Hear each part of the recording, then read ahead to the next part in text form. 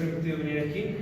Te rogamos, Señor, porque nos ayudes en esta tarde para que nosotros podamos accesar a tu verdad, al conocimiento que tienes en tu palabra, a la sabiduría que hay en tus escrituras para edificar nuestra vida, para que nosotros podamos día con día ir creciendo en la estatura de Cristo, Señor. Deseamos y anhelamos ir conociendo más de tu palabra, ir entendiéndola más poco a poco y en ese ritmo ir creciendo espiritualmente para glorificarte como es digno de tu nombre, Señor. Te rogamos porque pongas en este momento claridad de expresión en mí que estoy a punto de exponer una parte de tu verdad, Señor, que pongas un espíritu de humildad y de sumisión a tus escrituras, Señor, que no sean mis opiniones, que no sean meramente lo que yo creo, sino tu verdad, Señor, que sea lo que tú dices en tus escrituras, aquello que yo comunique en esa tarde, Señor, y que los oídos y corazones de los aquí presentes estén atentos para escuchar tu verdad. Líbranos de cualquier error, líbrame, Señor, de decir algo que no sea digno de tus escrituras. Te ruego por esto, en nombre de Cristo Jesús. Amén. Amén. Bueno, hermanos, pues no vamos a poder darle continuidad al tema que había estado tocando el pastor, que obviamente pues esta suele ser una clase de Apocalipsis, pero como yo no suelo venir a la clase de Apocalipsis, entonces no sé exactamente por dónde está abordando el pastor este asunto, ¿no? Y darle continuidad a algo de lo cual no he estado yo sería muy difícil. Quizá pudiera abordar el mismo capítulo que él estaba abordando, pero la verdad es que preferiría no hacerlo y dejárselo a él, que él ya sabe por dónde va esta cuestión, ¿no? Y darle continuidad a lo que ya ha estado diciendo. Entonces vamos a abordar otro tema. El día de hoy vamos a hablar de un tema, no tanto de un texto, sino de un tema. Este tema, pues me pidió el pastor que lo diera, estuvimos platicando y entre todos los temas que pude haber dado, pues él eligió que diéramos este tema. El tema es la ley de Dios. No podremos usar la pantalla porque con el poco tiempo que tuve para preparar esto no me dio tiempo para hacer diapositivas, pero vamos a usar el pizarrón.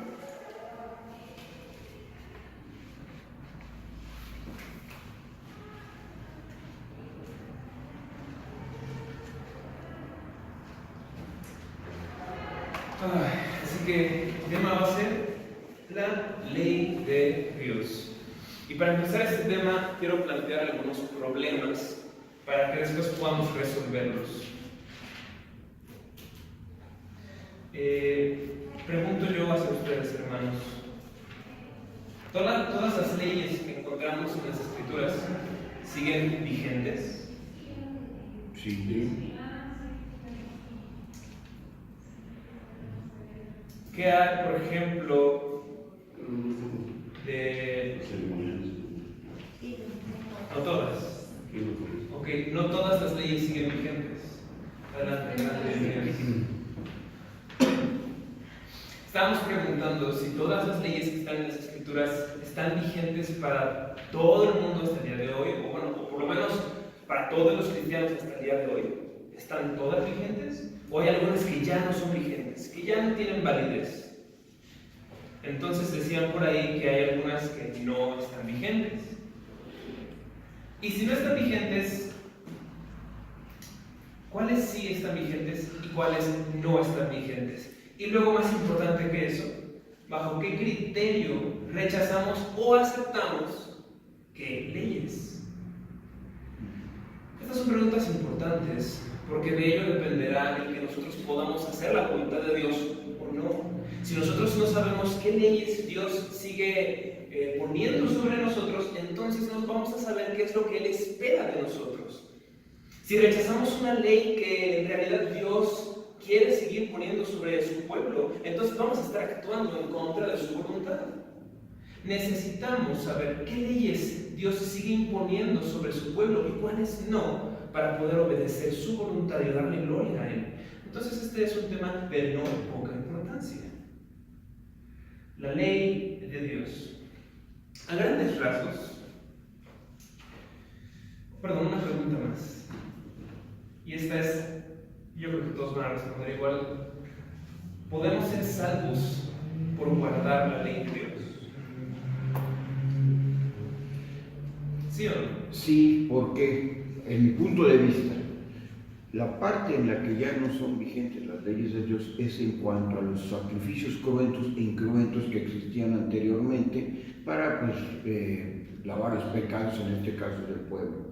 En este caso después viene lo que es la muerte y resurrección de nuestro Señor Jesucristo, que nos hace salvos. Finalmente, si antes no estaba todavía ese Cordero, ¿verdad? Finalmente se nos estaba anunciando por medio de los profetas qué es lo que iba a venir posteriormente, ¿no? Es verdad que ahora no vamos a ir a sacrificar ni bueyes, ni vacas, ni pollinos, nada, porque ya alguien pagó el precio muy caro por nosotros y por su amor, su gracia y su bondad, ¿no? Así es lo que yo creo. Ok, para hacer un poquito más claro la pregunta, ¿por el mero cumplimiento de las leyes de Dios podemos alcanzar la vida eterna? No. Pues es que nadie las cumple. Ok, para empezar eso es una buena respuesta. Exactamente. Para empezar, nadie las cumple. Pero vamos a decir que alguien pudiera cumplirlas. Si pudiéramos cumplir a cabalidad la ley de Dios, ¿alcanzaríamos la vida eterna? No, porque es por gracia. Ok. Precisamente a ese punto quería llegar. Si no somos salvos por cumplir la ley, sino por la gracia de Dios, entonces, ¿cuál es la función de la ley? Algunas personas al llegar a este punto dicen, bueno, si yo cumplo la ley de Dios o no, eso no me va a hacer más salvo, así que puedo no cumplirla. Bueno, ya de ahí vamos a exponer dos errores y después la postura correcta con respecto a la ley. Dos errores que comúnmente la gente tiene con respecto a la ley, dos extremos que la iglesia ha tomado. Por un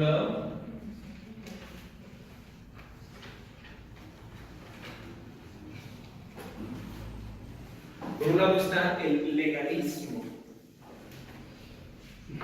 ¿Qué es el legalismo? Bueno, el legalismo enseña que uno mismo, por su propio esfuerzo, puede volverse más aceptable ante Dios por medio del cumplimiento de la ley.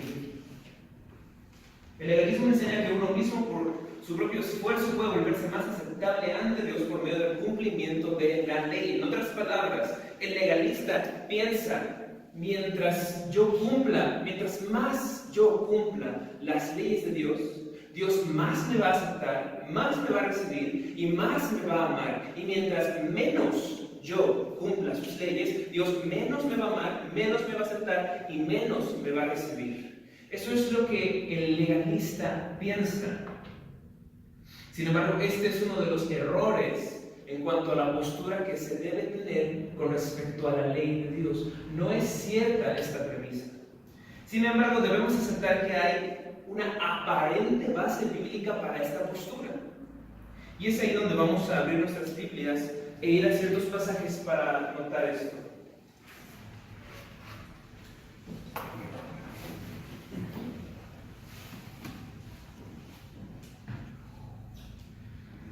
Vamos en nuestras Biblias a Gálatas 3:10.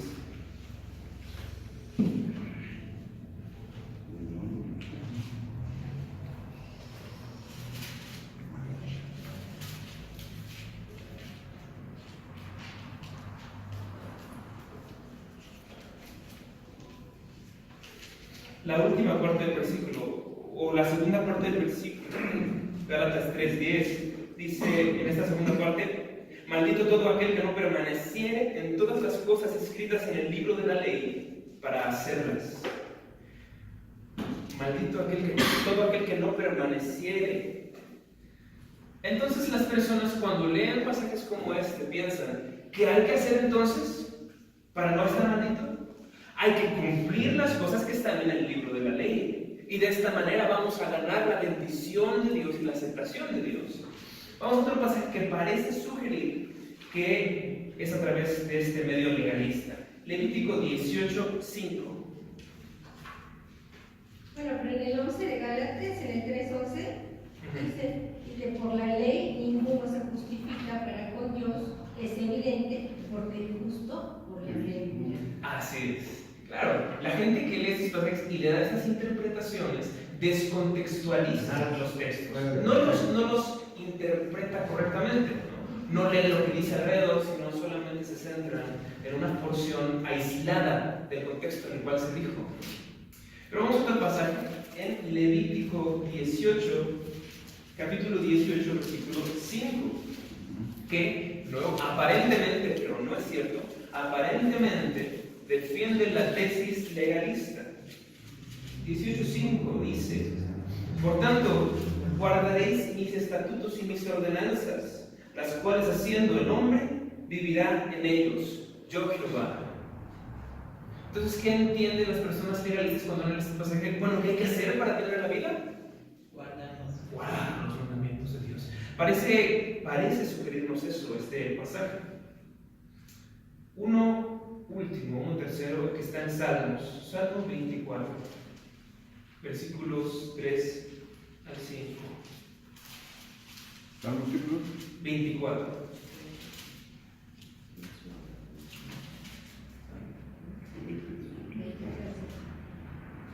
Dice: ¿quién subirá al monte de Jehová y quién estará en su lugar santo? El limpio de manos y puro de corazón, el que no ha elevado su alma a cosas vanas ni jurado con engaño. Él recibirá bendición de Jehová y justicia del Dios de salvación. Entonces la primera pregunta: ¿quién subirá al monte de Jehová y quién entrará en su lugar santo? Parece ser una pregunta de ¿quién va a llegar a la vida eterna? ¿Quién va a entrar al reino de los cielos? Y la respuesta parece ser legalista, cuando dice el limpio de manos y puro de corazón, el que no ha elevado su alma a cosas vanas, es decir, básicamente el que guarda los mandamientos, el que obedece la ley de Dios. Eso aparentemente es lo que dice, pero de nuevo, solo aparentemente. ¿Cuál es el error de la interpretación legalista de la ley? Bueno, radica en varios puntos. En primer lugar, como dijo la hermana hace un momento, que no hay nadie que pueda cumplir la ley de Dios perfectamente. Ese es el primer punto en el cual un legalista tendría que echarse para atrás. Si nosotros vamos, por ejemplo, a Romanos 3:9, podremos ver un pasaje muy explícito, a partir del versículo 9 y en adelante, los próximos 5 o 6 versículos, en donde dice: no hay justo ni alguno, no hay quien haga lo bueno, no hay quien entienda, todos se desviaron, a unas se hicieron inútiles. Es muy explícito en decir que no hay persona que no esté inmersa en este pecado. Es Romanos 3, a partir del versículo 9. Hay otro pasaje, por si este no fuera suficiente para los legalistas, está Eclesiastés 7:20. Este es muy bueno y muy claro. Por ser tan explícito, me gustaría buscarlo y darle lectura. Eclesiastés 7:20.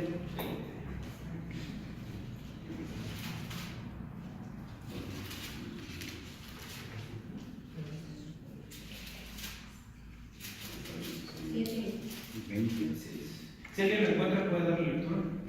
Ciertamente no hay hombre justo en la tierra que haga el bien y nunca peque. Así es. Ciertamente no hay hombre que siempre haga el bien y nunca peque. Creo que es muy claro. Y si nos pidieran uno último, probablemente sería 1 Juan 1:8, donde dice que aquel que dice que no tiene pecado es un mentiroso. ¿Por qué? Pues porque todos tenemos pecado. Entonces, a partir de ahí, ese es el primer punto donde podemos decir que el legalismo no tiene razón. Pero hay otro punto. Y es que en Santiago 2, versículo 10, dice que cualquiera que rompiera un mandamiento se hace culpable de todos.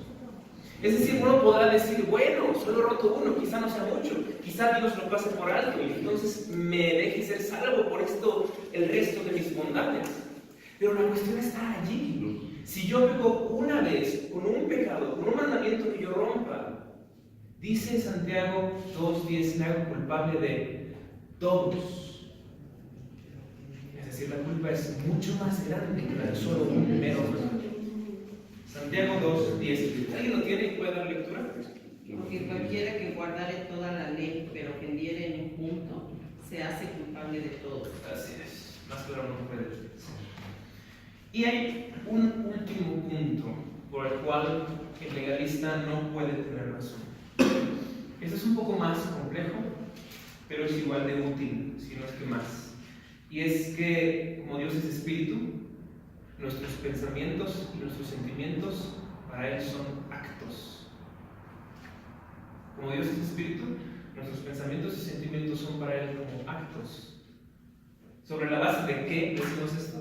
Sobre la base de lo que Jesús dijo en el Sermón del Monte, en Mateo 5, versículo 21 y 22, cuando Él primero habló sobre la ira. Y entonces Él no solamente dice que el mero acto de matar es algo malo, sino que cuando yo me enojo contra mi hermano, entonces soy igual de culpable que aquel que mata. Es decir, un sentimiento, enojo, para Dios ya es pecado. Y un poquito más adelante, en ese mismo capítulo, en el versículo 27 al 28, empieza Jesús a hablar ya no sobre la ira o matar, ahora sobre el adulterio y la lujuria. Ahora no es cuestión de sentimientos, ahora es cuestión de pensamientos. No solamente aquel que comete el acto mismo del adulterio está cometiendo un pecado, sino aquel que piensa de forma lujuriosa acerca de una persona de forma ilícita. Ese individuo está cometiendo un pecado. Para Dios, que es espíritu, los sentimientos. En Mateo 5, 27 al 28. ¿Y antes de esa cuál? Mateo 5, 21 y 22. Así es. Así que para Dios, como es espíritu, los pensamientos y sentimientos son actos. Y podemos verlo con cierta obviedad cuando lo pensamos quizá como un rey tiene a su pueblo y ante su pueblo él establece ciertas leyes. Y entre estas leyes está, vamos a poner un ejemplo, que los ciudadanos de su reino no deben insultar al rey, ¿correcto?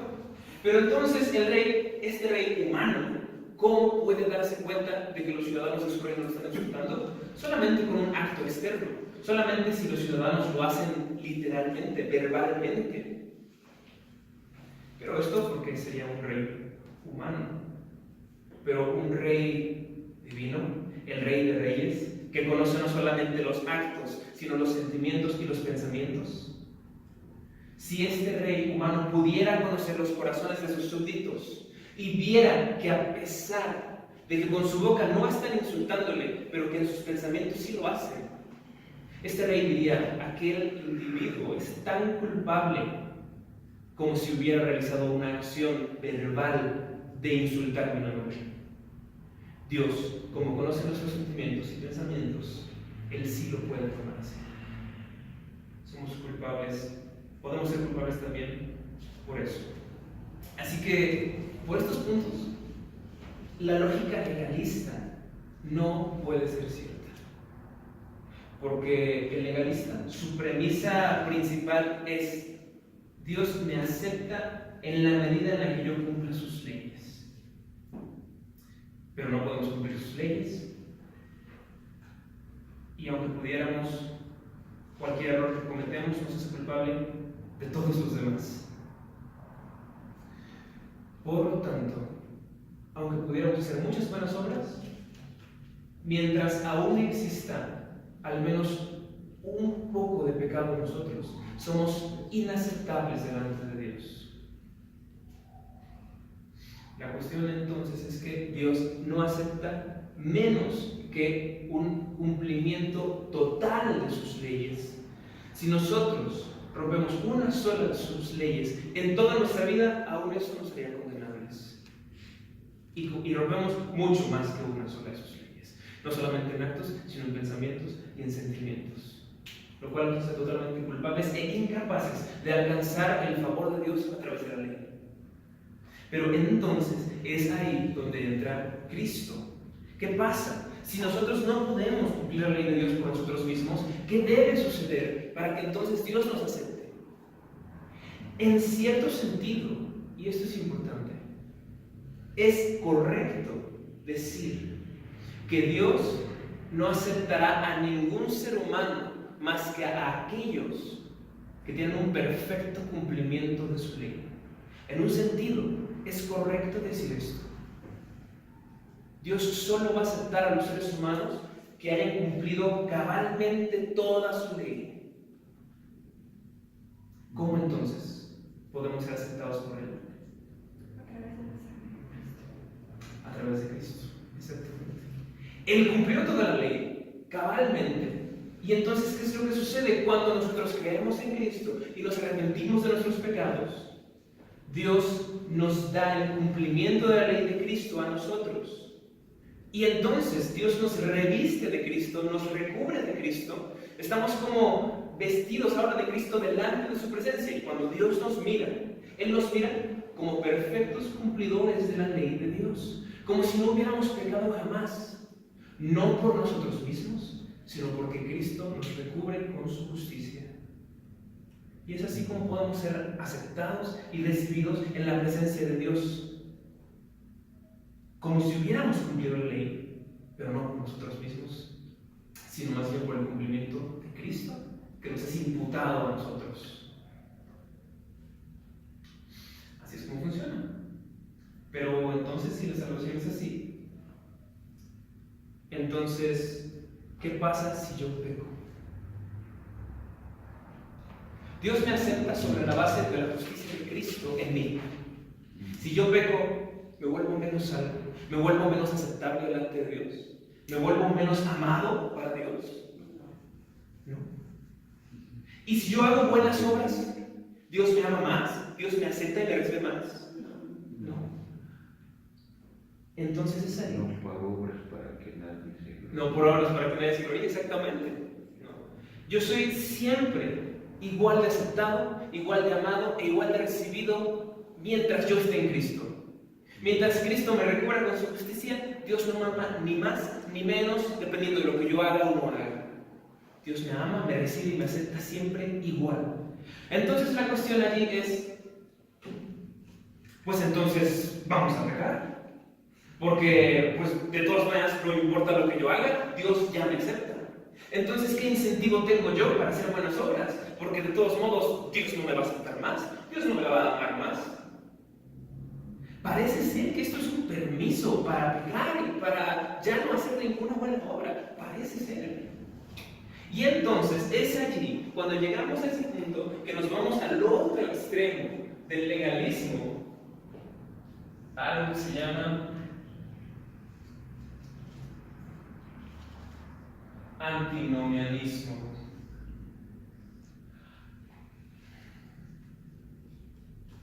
O sea,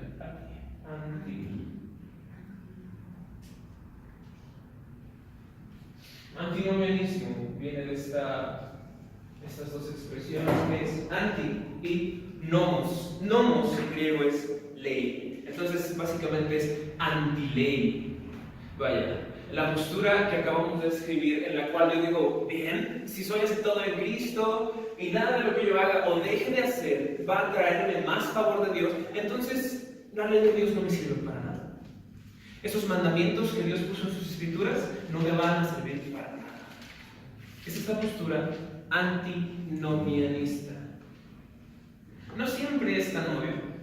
Muchas veces de forma sutil se infiltra en nuestra mente, en las enseñanzas en la iglesia o en nuestros corazones, haciéndonos creer que realmente no importa si pecamos, que realmente no importa si hacemos buenas obras o no, que al final de todos modos Dios nos va a salvar, así que, pues, ¿qué importa si hacemos cosas malas? Sutilmente esto se arrastra hacia nuestro corazón, hacia nuestra mente, y en muchas enseñanzas, en muchas iglesias, esto también sutilmente llega a su enseñanza. Sin embargo, debemos resistirnos a esta postura de antinomianismo. El antinomianismo no es una postura bíblica ni correcta hacia la ley de Dios. Sin embargo, debemos aceptar que parece, de nuevo, solo parece, que que la Biblia aboga por una postura antinomianista. ¿Dónde? Romanos 6. Acompáñenme, hermano, con su Biblia.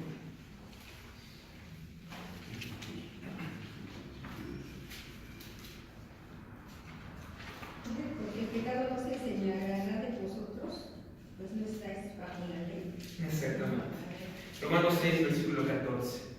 Parece que nos está diciendo, ¿saben qué? Ya no más ley. Romanos 6, 14, más en la última parte, cuando dice, no estáis bajo la ley, sino bajo la gracia. Parece que dijera que ya la ley no tiene ninguna validez para nosotros. Ahora un poquito más adelante, ahí mismo en Romanos, capítulo 7, versículo 4.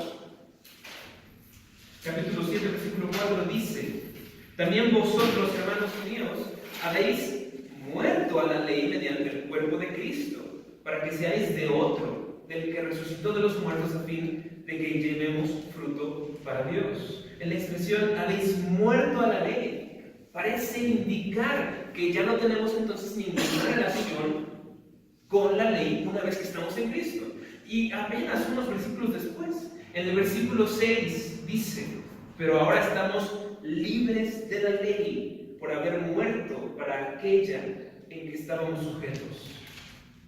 Versículo 6, capítulo 7, versículo 6 dice eso, estamos libres de la ley. Entonces parece de nuevo que la Biblia está abogando por una postura ahora no legalista, ahora antinomianista. Parece que nos está diciendo, cristianos, una vez que estamos en Cristo, ¿saben qué? Ya no importa la ley. Ya no importa si nos sujetamos a la ley porque estamos muertos de ella y estamos libres de ella. Parece que eso es lo que dice. Sin embargo, no es una postura bíblica. No es esa la interpretación correcta de estos pasajes. Cuando dice que estamos libres de la ley, no se refiere a que estamos libres de tener que cumplirla, sino de la maldición que iba a caer contra nosotros por la ley.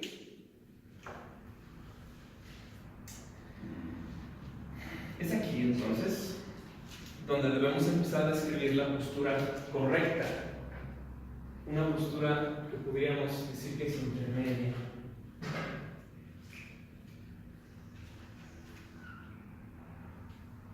Entre legalismo y antinomianismo, ni tan legalista ni tan antinomianista, ni tan rígida ni tan laxa. Y para esto vamos a describir algo a lo que llamamos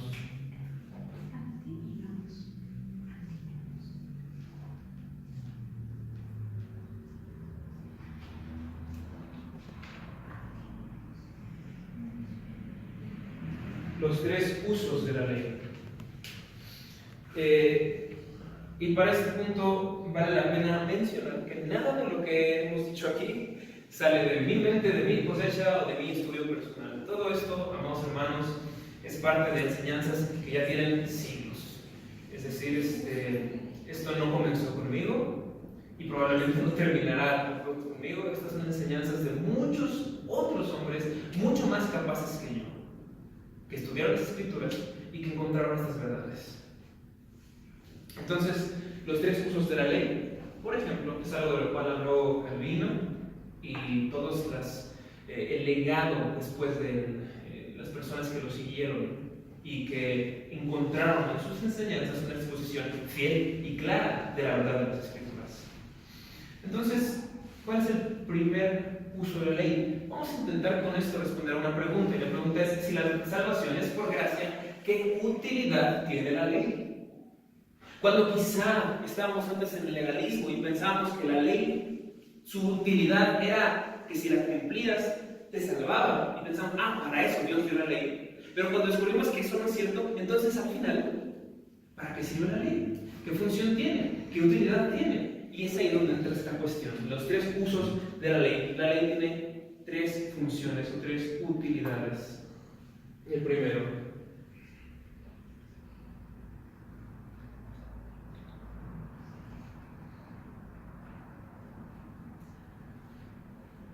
un uso civil.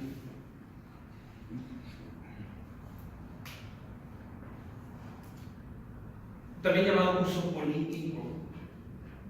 Este uso sirve, lo voy a poner para que sea más claro.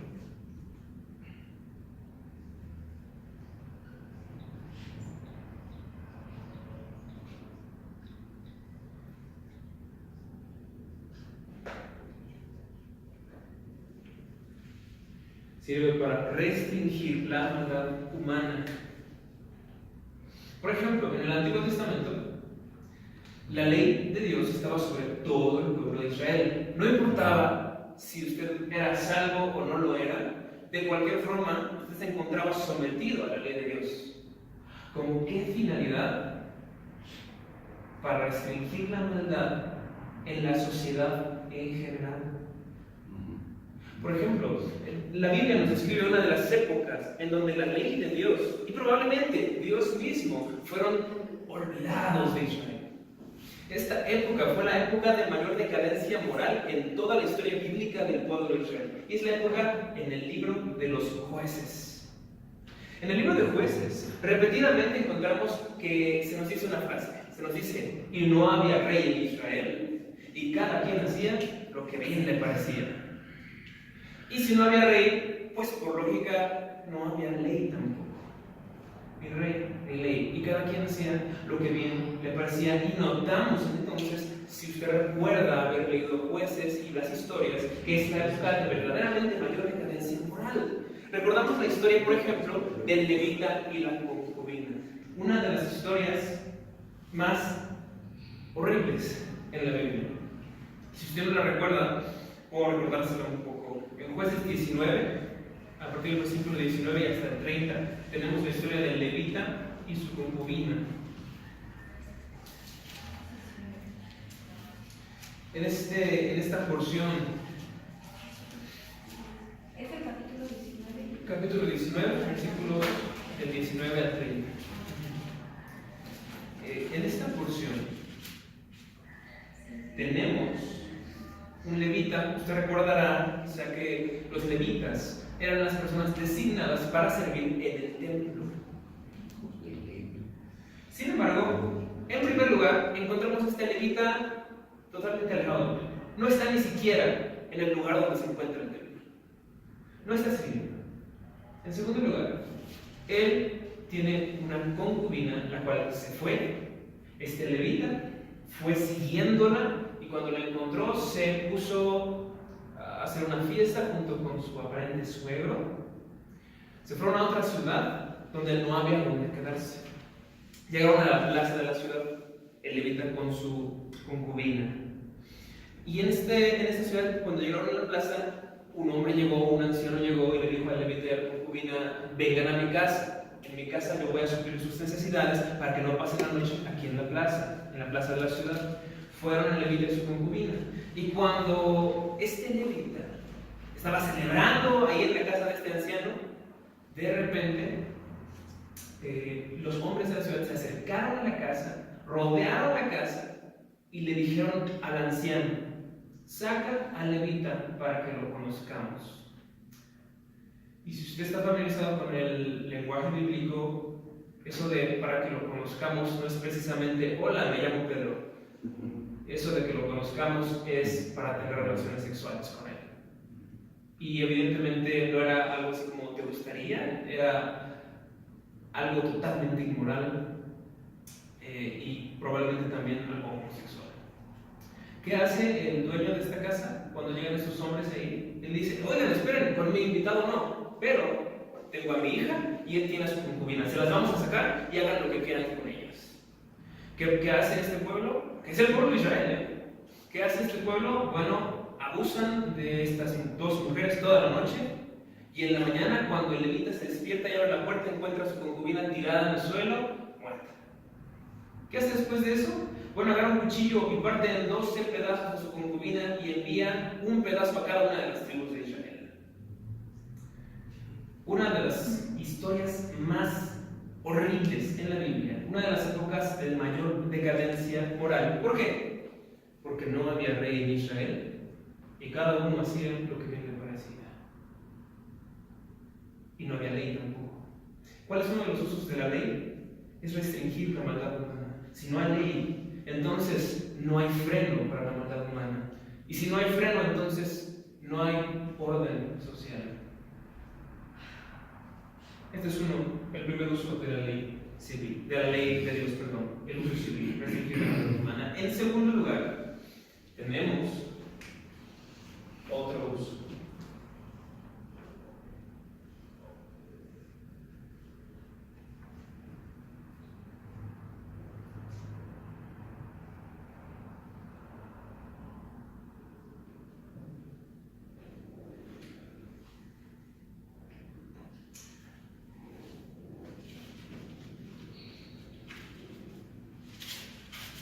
El uso pedagógico.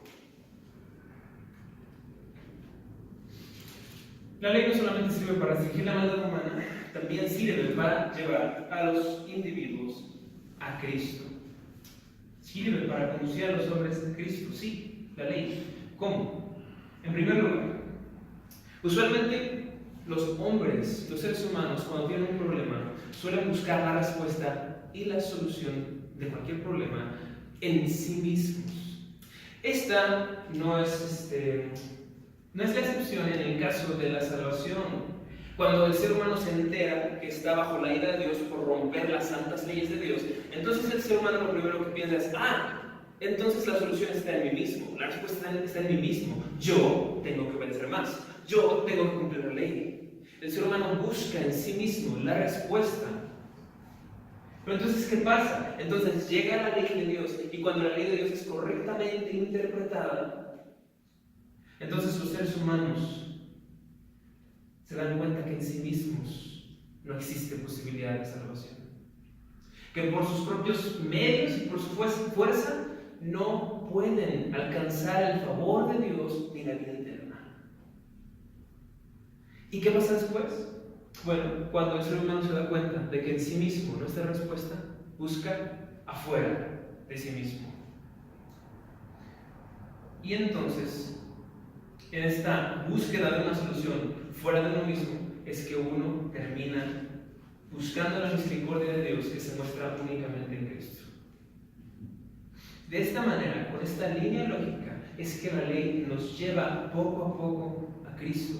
Nos acorrala, nos encarcela, nos pone muros y nos dice: no puedes ir para acá, no puedes ir para allá, finalmente tendrás que acudir únicamente a Cristo.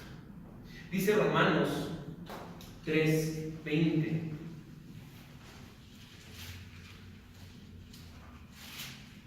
Romanos 3:20.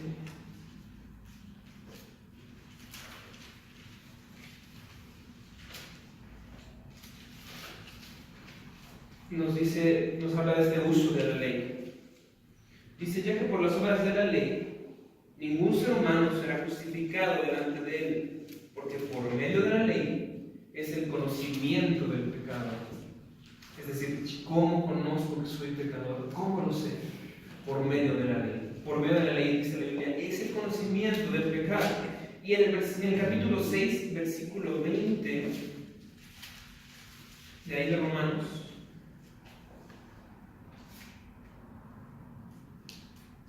Romanos capítulo 6:20. 6. Como eres esclavos del pecado, eres libres acerca de la justicia. No es ese.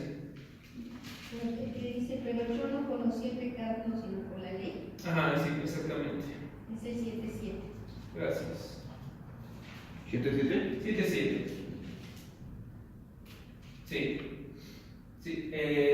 Dice el 7:7 que diremos pues: la ley es pecado. En ninguna manera, pero yo no conocí el pecado sino por la ley.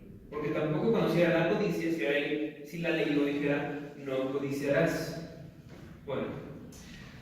Aparentemente, esto sí, claramente y verdaderamente la Biblia dice entonces que a través de la ley es que nosotros entendemos y conocemos que somos pecadores. Entonces Dios dio su ley no para que nosotros nos creyéramos justos y pensáramos que somos tan buenos para cumplirla, sino precisamente para lo contrario. Dios dio su ley para que entendiéramos que por nosotros mismos jamás podríamos cumplirla, y que entonces buscáramos la salvación fuera de nosotros mismos y nuestras capacidades. Todavía un versículo un poco más explícito en este asunto es el que encontramos en Gálatas 3:24. Este es de los mejores. Gálatas 3:24. Dice, de manera que la ley ha sido nuestro ayo para llevarnos a Cristo, a fin de que fuésemos justificados por la fe. No es que es un ayo, bueno, en otras palabras, un cuidador, una nana. La ley fue un cuidador, una nana, que cuando estábamos pequeños nos cuidaba, estábamos bajo su restricción, su jurisdicción, pero al final termina siendo una guía para ir a Cristo. Hay un tercer uso de la ley.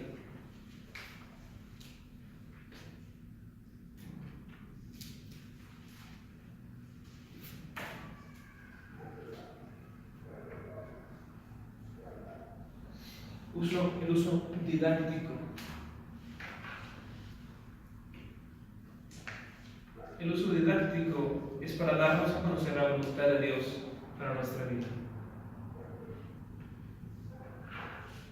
Y me gusta pensar en un ejemplo. El pueblo de Israel que salió de Egipto. El pueblo de Israel fue salvado de Egipto. Dios liberó primero al pueblo de Israel. Luego, este pueblo fue colocado en una relación especial con Dios, cuando Dios dijo en Éxodo 19:5, vosotros seréis mi especial tesoro sobre todos los pueblos de la tierra. En Éxodo 19:5, y hasta el capítulo 20, o sea, un capítulo después de eso, hasta entonces, fue que Dios dio sus leyes. Dios primero liberó, primero salvó, primero redimió, primero rescató, y una vez que su pueblo estaba en una relación con él y era su propiedad, entonces Dios dio las leyes no para que fueran salvados, no como una condición. No les dijo, si ustedes cumplen esto, los voy a liberar de Egipto. Al revés, Él los liberó y después dijo, como ustedes son mi pueblo, como ya los liberé, como son propiedad mía, ahora les voy a dar las normas que ustedes deben seguir como mi propiedad, como mi pueblo, como mis hijos. La ley entonces es dada no para ser salvado, sino más bien al pueblo que ha sido salvado. De la misma manera sucede en el cristianismo. La ley no nos ha sido dada como una condición de parte de Dios para salvarnos. No nos fue dada por Dios como diciendo, si la cumplen, los salvo. Al revés, Él nos salva. Y una vez que somos su propiedad y su pueblo, Él dice, ahora les voy a dar las normas, el instructivo, para que sepan cómo se comporta mi pueblo. Cómo deben comportarse mis hijos. Este es el tercer uso de la ley. Y en este uso es claro que no caemos ni en el legalismo, ni en el antinomianismo. Algunos pasajes que dejan claro este uso de la ley. Segunda de Timoteo, y este lo conocen ya muchos, 3:16 al 17. Algunos hasta de memoria.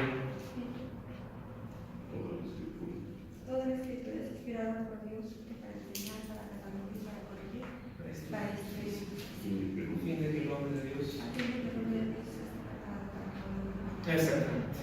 Toda la escritura es útil, entre algunas cosas, para instruir en justicia. Es decir, Dios está esperando que aún sus leyes sean usadas por nosotros, para nuestra instrucción.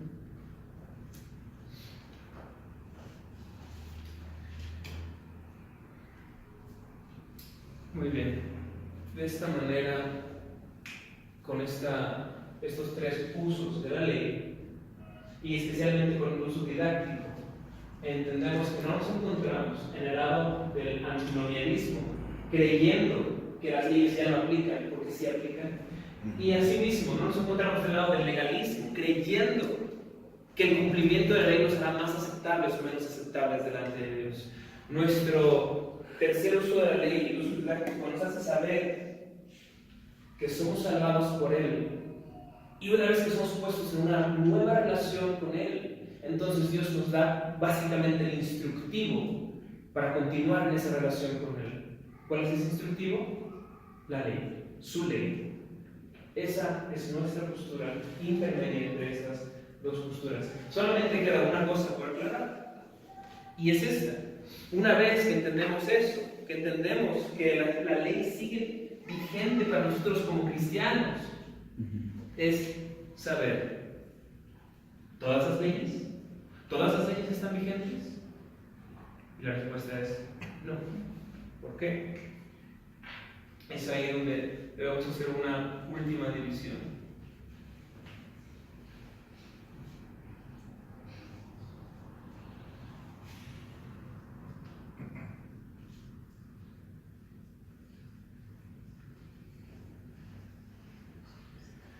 Y tenemos por último las tres divisiones de la ley. De nuevo, esto es ya antiguo.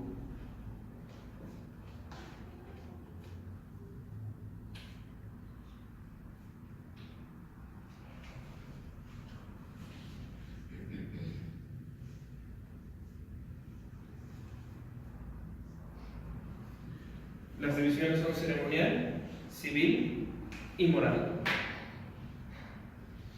Todas las leyes de Antiguo y Nuevo Testamento pueden dividirse entre ley ceremonial, leyes civiles o leyes morales.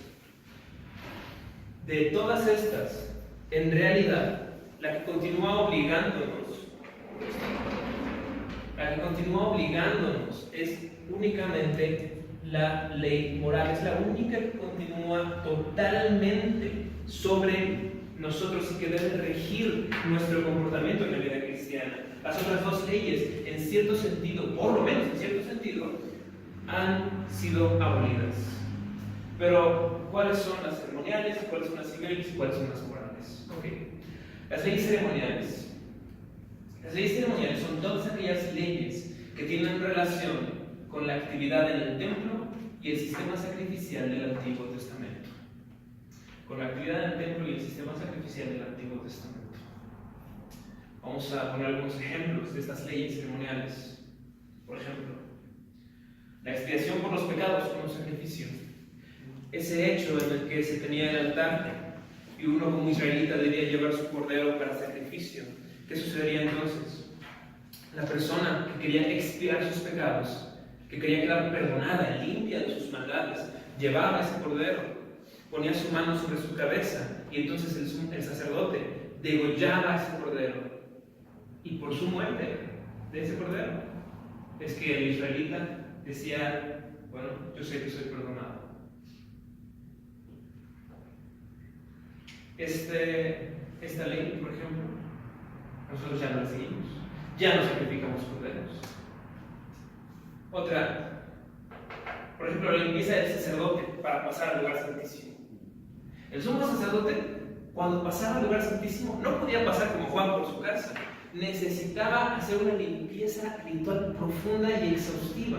Necesitaba no solamente limpiarse, sino tener la vestidura adecuada. Y una vez que este sacerdote ya estaba limpio, entonces podía pasar al lugar santísimo. Si pasaba sin esta limpieza y sin esta vestidura, ¿qué es lo que iba a suceder?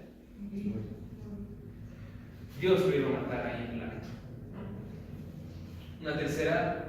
Un tercer ejemplo es la impecabilidad del animal para el sacrificio.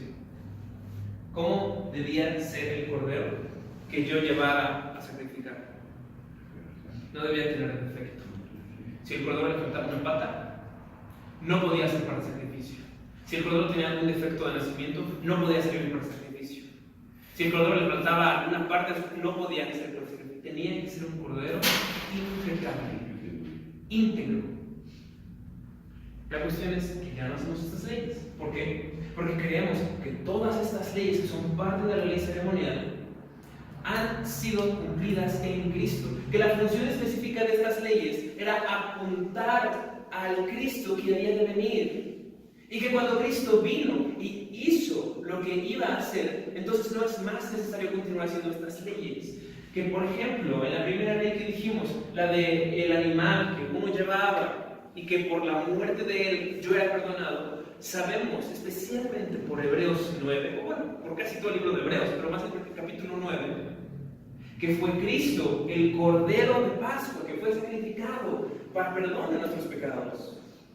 Si su sangre nos limpió completamente, ¿por qué vamos a seguir derramando más sangre? Ya no hay necesidad de más derramamiento de sangre, ya la suya fue derramada, ya no tenemos que seguir sacrificando corderos, el vino. Y esos corderos lo único que hacían era apuntar hacia ese hecho futuro, hacia Cristo que había de venir. La segunda, por ejemplo, la limpieza del sacerdote para pasar al lugar santísimo. Eso también apuntaba a Cristo. ¿Por qué? Porque aquel que había de ofrecer el último sacrificio por nosotros debía ser alguien limpio, sí, no físicamente, alguien limpio moralmente, alguien sin pecado. Y ese fue Cristo. Eso fue lo que hizo. Ese ritual, esa ceremonia, solamente tipificaba y señalaba al Cristo que había de venir. Y en último lugar, lo impecable del animal para sacrificio, que es la misma cosa. De nuevo, apunta a Cristo. ¿En qué sentido? En que en este caso Él fue el sacrificio y Él fue totalmente impecable, de nuevo, moralmente. Todo esto apunta a Cristo. Una pregunta. En teoría, cuando se construya el tercer templo, ¿regresarían ellos, los judíos, a esta ley? Pues algunos judíos no están muy a favor de continuar con estas leyes, otros sí. Los que sí están a favor, pues probablemente querrán continuar con eso. Pero el punto sería que no tendrían el favor de Dios eso. En todo caso, en el caso hipotético de que el tercer templo llegara a ser construido, realizar sacrificios en él no sería parte de la voluntad de Dios. ¿Por qué? Porque el último sacrificio ya fue ofrecido. A Cristo se le fue dado el título por Juan el Bautista de el Cordero de Dios que quita el pecado del mundo. Es decir, Él fue el verdadero y último y único verdadero Cordero. Y ya fue sacrificado. No hay más necesidad de sacrificios. Así que si se recobrara ese sistema sacrificial, no contaría con ninguna especie de favor especial de Dios, ni estaríamos cumpliendo la voluntad de Dios al hacerlo. Si queremos hacerlo como una representación del pueblo de Israel, del Antiguo Testamento, tampoco es pecado, pero no creamos que estamos cumpliendo la ley de Dios con ello. Los israelitas ahorita hacen algo de sacrificio. No que yo sepa. No, yo no. No, ¿Cuál porque es su razón? no tienen ejemplo. Exactamente. Sí. Es que el lugar designado para hacer eso en el templo, y ahora sin templo, pues no lo hace. Pero en el diseño, por ahí, está contemplado ese lugar de sacrificio, ¿no? Así es. La cuestión también, que bueno, ya nos metemos en unos rollos un poco más profundos, es que la Biblia dice que ese templo era solamente, o sea, en sí todo el templo era solamente una especie de figura de algo superior. Era cuando Moisés se le mandó a hacer el tabernáculo, por ejemplo. Dios le dijo que iba a haber un modelo celestial y que de lo que viera tenía que rehacerlo en la tierra. Dice Hebreos que Cristo entró en el verdadero templo y se ofreció a sí mismo como sacrificio. Pero Cristo, cuando murió, cuando fue ofrecido como sacrificio, pues no entró al templo, no estaba en el templo, estaba en la cruz. ¿Qué pasó? Cristo entró en el verdadero templo que no es físico, en el verdadero templo que no es terrenal, en el verdadero templo que está en el cielo. Así que aún si llegaran a construir un tercer templo, ¿qué sería? ¿Qué significado tendría? Ninguno más que quizá el de un museo, ¿no? Un recordatorio histórico. Tampoco sería pecado ir a él, pero no tendría ningún sentido espiritual. Ni avanzaríamos ni agradaríamos más a Dios espiritualmente con él, en hacerlo o en estar ahí. Pero sí se cumplirían las escrituras, ¿no? Los profeta Daniel, que donde están las 60 semanas, dice que el templo va a ser otra vez construido y señal de los últimos tiempos. Eso podría ser quizá lo único que podríamos decir es que tiene algo de positivo en la cuestión de la construcción del templo, ¿no? Fuera de eso, del cumplimiento de una profecía, no tiene ningún valor espiritual. Y creo que ellos en realidad no tienen ningún lugar para reunirse a orar, ¿no? Lo hacen en sus casas o algo, pero no tienen un lugar donde... Bueno, desde entonces son las sinagogas. Las sinagogas. Aquí, por ejemplo, pienso yo, Todo aquel que es salvo es porque cree en el Hijo de Dios y en el testimonio. Dice, el que cree en el Hijo de Dios tiene el testimonio en sí mismo. El que no cree a Dios le ha hecho mentiroso, porque no ha creído en el testimonio que Dios ha dado acerca de su Hijo. Los judíos efectivamente no creen en el Señor Jesucristo. Entonces no puede haber todo aquello que, como bien apuntas tú, es una cuestión meramente tradicionalista de hacer un tercer templo y órale, pero ¿y dónde está el Señor? Es bien cierto que aquí hay una parte en la que a mí me llama la atención de lo que tú mencionaste ahorita. No estaba en el templo. Hay una parte hermosísima cuando el Señor Jesucristo muere en la cruz. Padre, en tus manos encomiendo mi espíritu. Ahí entramos también en una situación tripartita. Cuerpo, alma y espíritu. ¿Por qué le estaba entregando su espíritu? ¿No? Y como bien lo dijiste, Señor es espíritu, Dios es espíritu, y Él conoce el pensamiento, y en este momento esa entrega de su espíritu es completamente un acto, ¿no? Que viene de la voluntad de un hombre perfecto, el único que fue digno de abrir los sellos. Así es. Pero bueno, nos desviamos un poco, vamos a continuar con las tres divisiones de la ley. Estamos hablando de la ley ceremonial y estamos diciendo que, pues vaya, la ley ceremonial dejó de ser obligatoria para nosotros. Sin embargo, podemos decir que lo que podemos sacar de la ley ceremonial tampoco es que podamos arrancarla de nuestra Biblia y no pasa nada. Eso ya es el otro extremo. Sí podemos sacar provecho de la ley ceremonial, y el provecho es que nos enseña acerca de Cristo. El provecho es que todavía nos apunta hacia Cristo, ya no habiéndola realizado, sino ahora leyéndola. Nos apunta hacia Cristo y nos enseña más de Cristo. Bien, eso en cuanto a la ley ceremonial. En cuanto a la ley civil, ¿qué leyes son leyes civiles?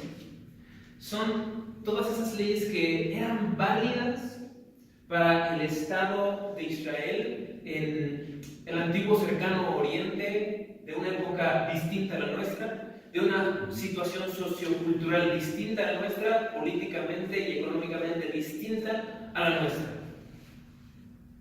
Y había leyes específicamente para ese pueblo de esa época, de esa cultura, de esa situación económica, de esa situación política, que ahora para nuestra época ya no aplican. Y yo creo que el ejemplo más claro es el ejemplo sobre cómo ir al baño. Si usted no lo sabía, amado hermano, Dios dio ley a su pueblo para cómo ir al baño. Deuteronomio 23:13. 23:13. Periodo.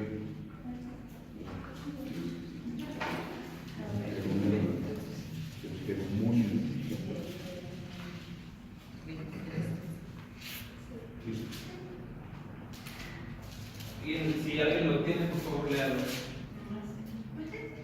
Tendrás también entre tus armas una estaca, y cuando estuvieres ahí fuera, cavarás con ella, y luego al volverte cubrirás tu excremento.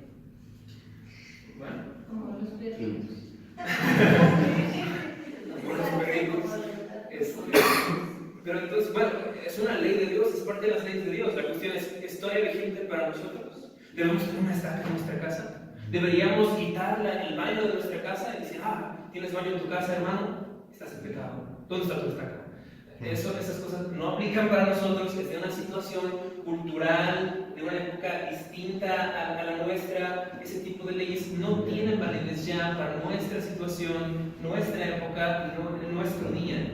Y por lo tanto ya no tienen una validez absoluta. No está usted en pecado, hermano, si no obedece esta ley, por ejemplo. Pero hay otras leyes que quizás no son tan obviamente inválidas, pero que sí lo son. Por ejemplo, la cuestión de qué pasaba si yo tengo un pozo y todo de mi vecino cae en mi pozo. Hay leyes para eso en la Biblia. Dios también determinó qué debía pasar si todo de mi vecino cae en mi pozo porque yo imprudentemente no tapé mi pozo. ¿Qué debía pasar? Debía yo reponerle a mi vecino el valor de su todo y el toro muerto que quedaba ahí, pues ya era para mí, yo lo podía comer o hacer lo que quisiera con él. Había leyes para eso, pero hoy en día, si yo tengo un pozo y mi vecino tiene un toro, ¿sigue aplicando esa misma ley tal cual? La respuesta es no. Para empezar, pocos de nosotros tenemos o toros o pozos, pero esta ley ya no se aplica tal cual, era parte de las leyes civiles. Otra que es muy claramente que ya no tiene validez es la ley en cuanto al lugar que cada tribu debía ocupar. Dios dijo claramente que todas las tribus de Israel debían acomodarse alrededor del tabernáculo y le dio un lugar específico a cada tribu, diciendo que los levitas eran los que iban a estar justo afuera del tabernáculo y que después de ellos iban a estar el resto de las tribus, una al norte, otra al sur, otra al oriente, otra así. ¿Esa ley aplica para nosotros? No aplica para nosotros. Habla de una situación muy distinta a la nuestra. Ese tipo de leyes, que son las leyes civiles, no tienen más validez para nosotros. Y una última categoría o división de la ley son las leyes morales. Las leyes morales, para hacerlo resumido, son los 10 mandamientos. Los 10 mandamientos tienen un carácter distinto a las leyes civiles en un punto muy especial. Y es que las leyes civiles generalmente comienzan con la palabra cuando. Es decir, dice el Señor, cuando tengas un pozo y el toro, y es una ley civil. Cuando salgas al campo y entonces la mujer de tu... es una ley civil. Cuando trata, es casi siempre, las leyes civiles comienzan con cuando. Es decir, nos apuntan a una situación concreta, específica, en donde aplicar una ley. Sin embargo, las leyes morales difieren en eso, porque son más generales. No te dicen, cuando tal cosa suceda, entonces tú haces esto. Sino más bien dicen, no matarás. ¿Cuándo? Siempre, no matarás. No cometerás adulterio. ¿Cuándo? Siempre, no cometerás adulterio. No tienen un cuándo. Son leyes más generales, que abarcan mucho más que una situación concreta y específica.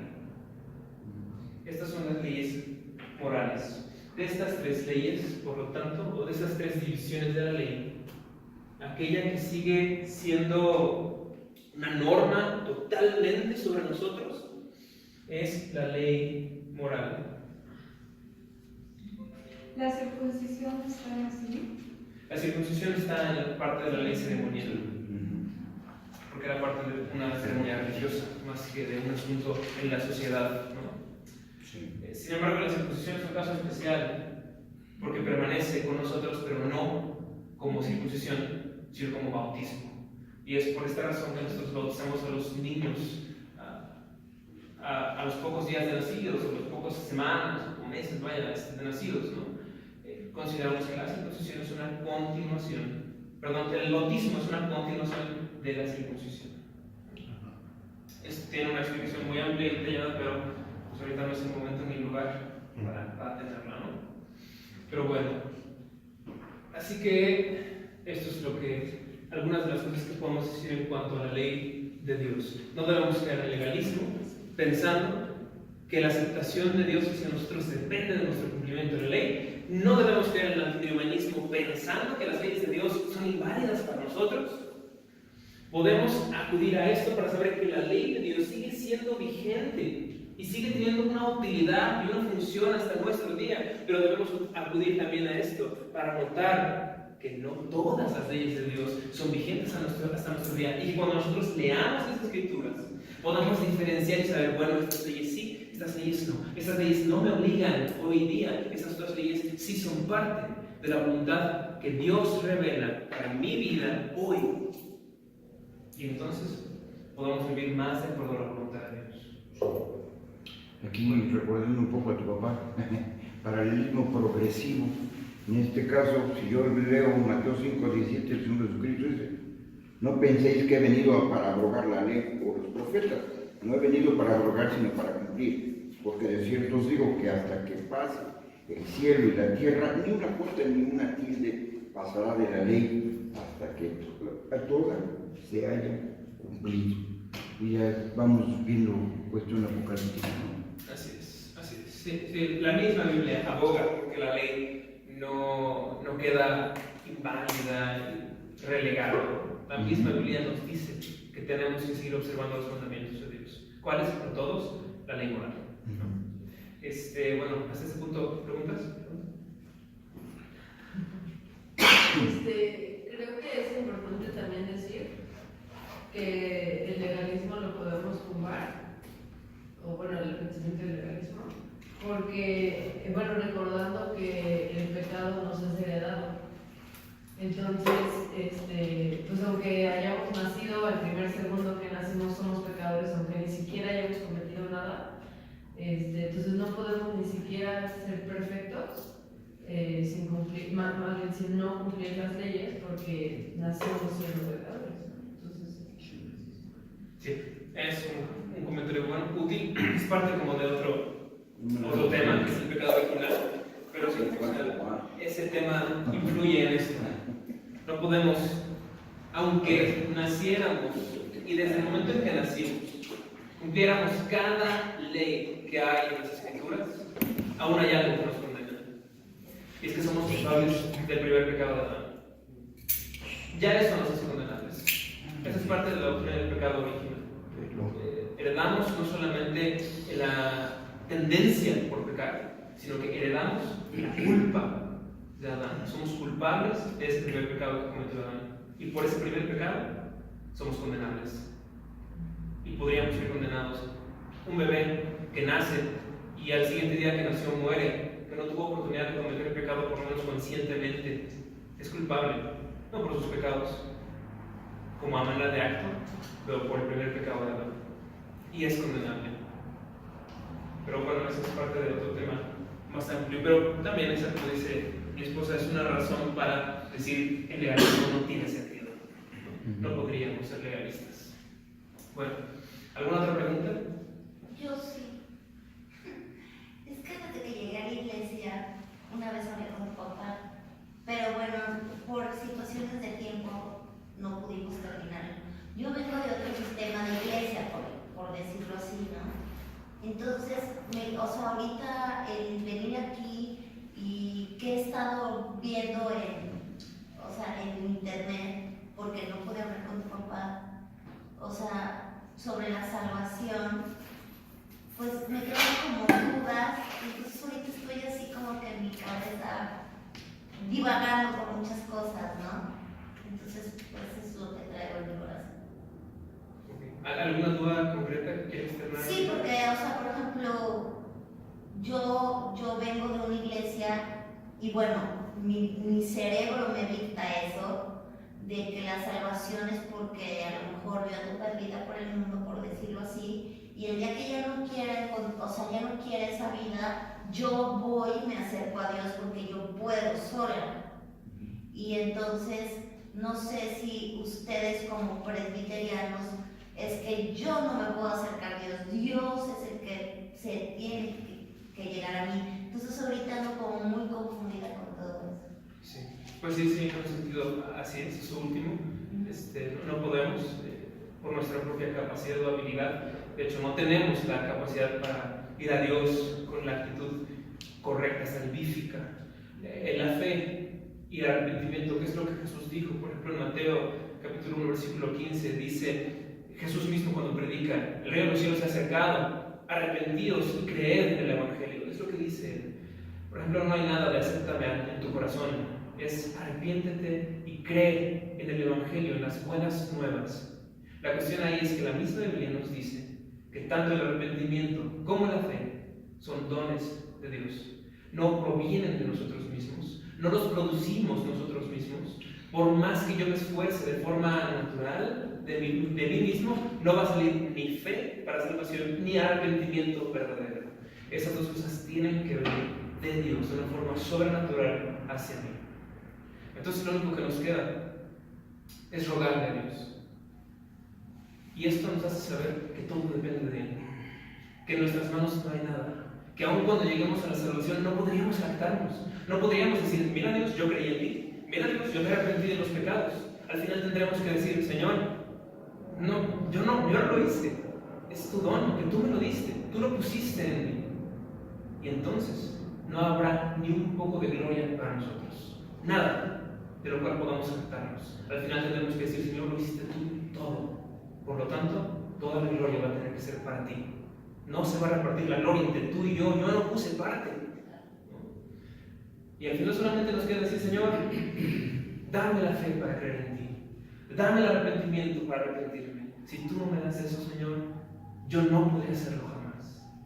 Yo creo que Dios me tenía reservado venir aquí, porque desde que yo iba a otras iglesias y hacían la oración, yo decía, o sea, que ya haces una oración y ya eres cristiano y eres salvo, o sea, por favor.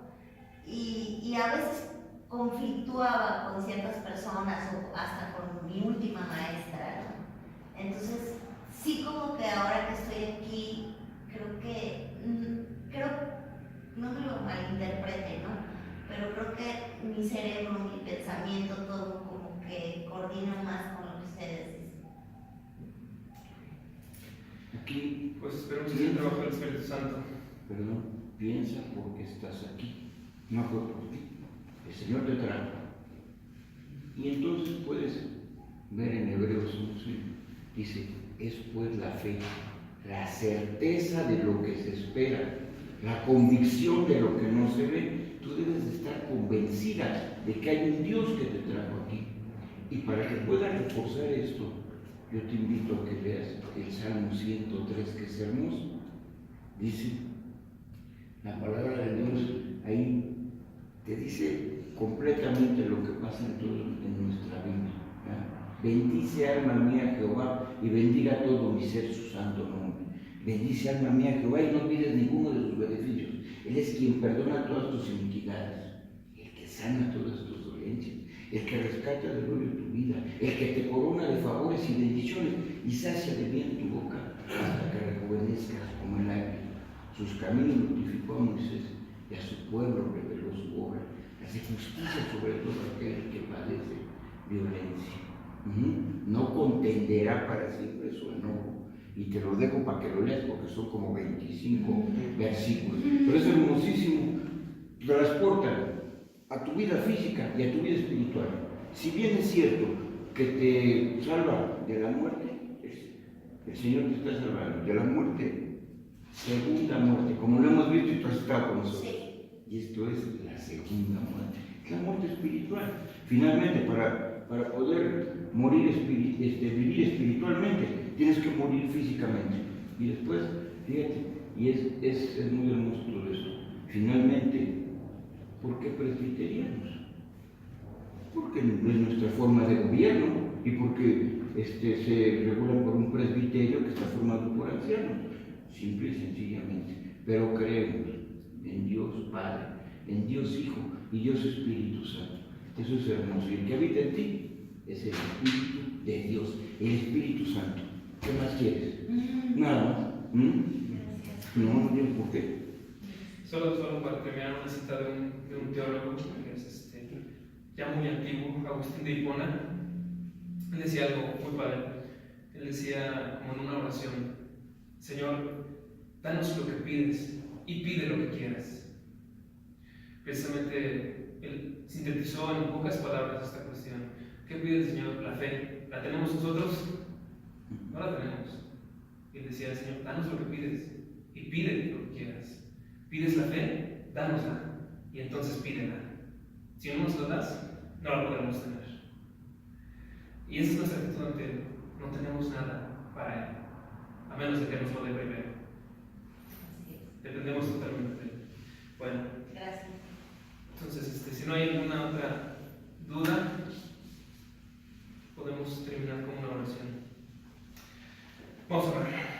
Señor, te damos gracias que nos permites venir aquí y escuchar un poco más de tu palabra. Señor, te rogamos porque nos ayudes a que los pasajes queden grabados en nuestra mente, que sepamos nosotros cómo defender nuestras posturas con respecto a tu ley, a tu salvación, a la voluntad de Dios, a tu voluntad que quieres que nosotros hagamos en nuestra vida diaria y práctica, Señor. Te rogamos, Señor, porque nos ayudes a notar que tus escrituras, tu ley sigue siendo vigente y sigue siendo una norma para nosotros, que seguimos estando obligados a vivir bajo el estándar de tus 10 mandamientos, Señor. Ahora no solamente aplicados en acciones, ahora interiorizados. Oh Señor, que podamos cumplir ese no matarás, ese no cometerás adulterio, no solamente en nuestras acciones, sino en nuestros deseos, en nuestros pensamientos, en nuestros sentimientos. Señor, que podamos cumplir tu santa ley, no solamente a un nivel superficial, a un nivel público y que todo el mundo mira, Señor, sino a un nivel profundo, a un nivel en el que tú miras, en el que tú te das cuenta cuando nosotros fallamos o cuando por tu gracia logramos sostenernos. Te rogamos, Señor, que nos ayudes siempre a seguir buscando tu voluntad. En nombre de Cristo Jesús pedimos esto. Amén.